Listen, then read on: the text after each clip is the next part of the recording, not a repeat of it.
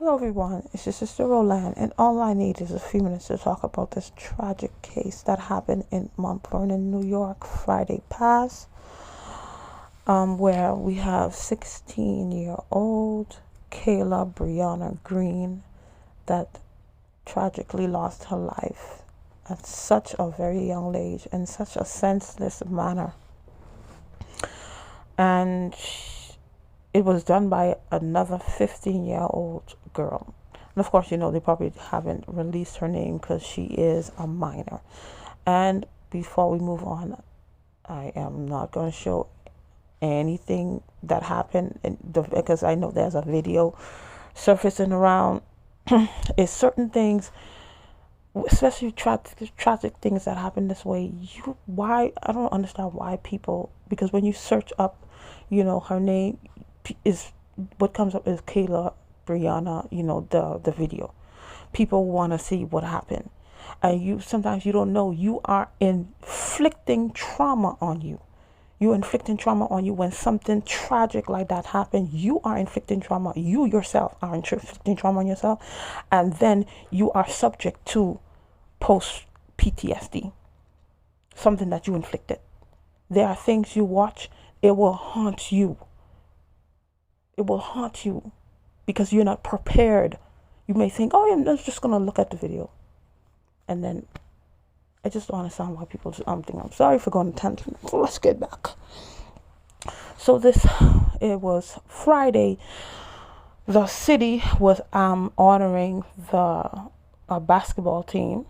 I think it was her basketball team. They had won their 12th state championship.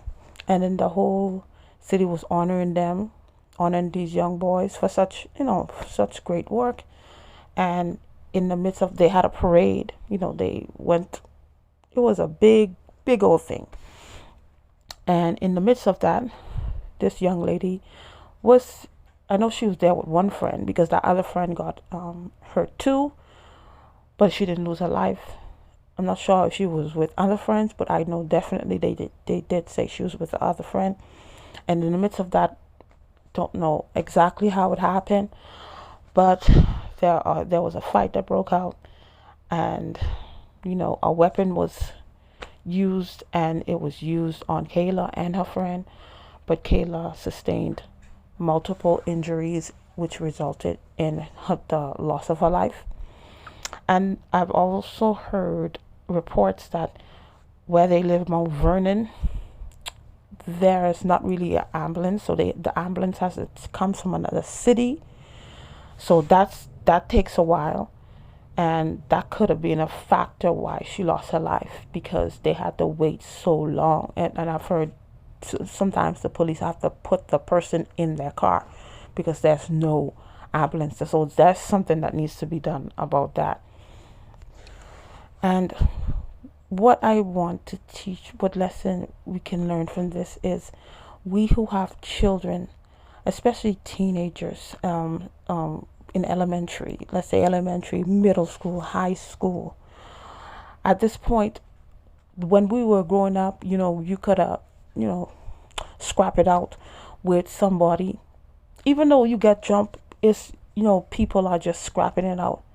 But at this point, these kids, number one, they don't fight fair, and they fight to take somebody's life, majority of them. And the girls are just as violent as the boys. And there are many factors why there's an uptick in violence in these schools. There's a lot of factors, but the factor is, a factor is that we are seeing the result of what this, pandemic did, where the kids had to, be on online school. They were in front of computers all day. Not all of them were paying attention in school. They were subject to watching all kind of things, from morning to day. Because if you, when my kids had online school, I would watch. Some of the kids never ever paid attention. So now we're seeing the result of this, because there's a uptick in violence in school. And I know sometimes I've heard parents say, oh, if somebody want to fight with you, scrap it up with you, you better, deal with them. If you don't, I'm going to deal with you. if at this point if you want to go on with that mentality, that's not a good thing, because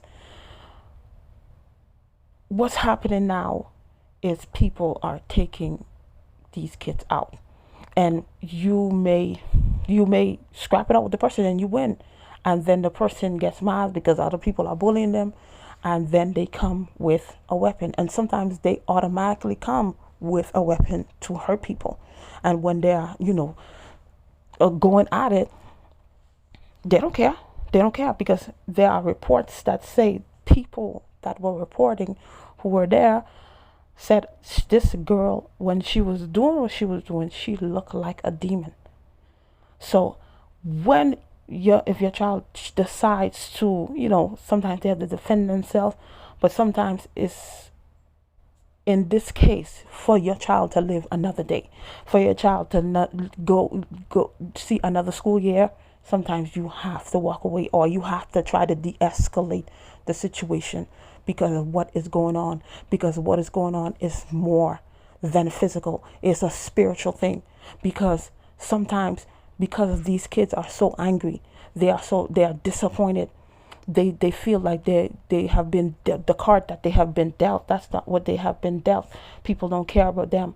They're not pretty enough. Their skin color is not right. The things that our girls and our boys think about ourselves. So they have low self-esteem. They have rejection, because dad didn't want them, mom didn't want them. So they battle with these stuff, which serves as open doors, and then the enemy can enter. Because if they decide to use a weapon, when you might think that, hey, even if they have a weapon, I could, bypass that. Sometimes you think it's that person. You're no longer fighting with, scrapping it out with a person. You're scrapping it out with another entity, because it's more than that. Because there are things that have been unleashed in this world, and it's after our children. There are things that are happening is after our children. It's after our children, and it always takes the children that have so much potential, that could have do so much great things. This young lady could have been anything. I think she wanted to be a nurse. She probably could have been reached to get her doctorate in nursing, do so much great stuff. But she's no longer here.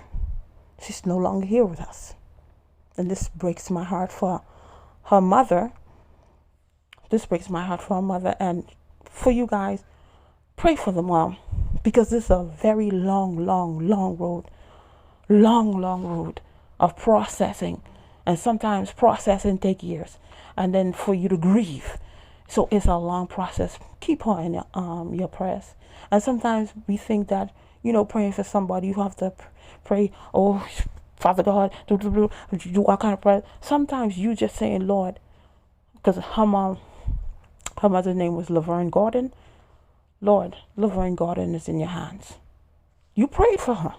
You pray for her, because she's definitely going to need all the strength, because she has to bury her 16-year-old daughter. Do you know how hard it is? I'm not sure if she's a single mother.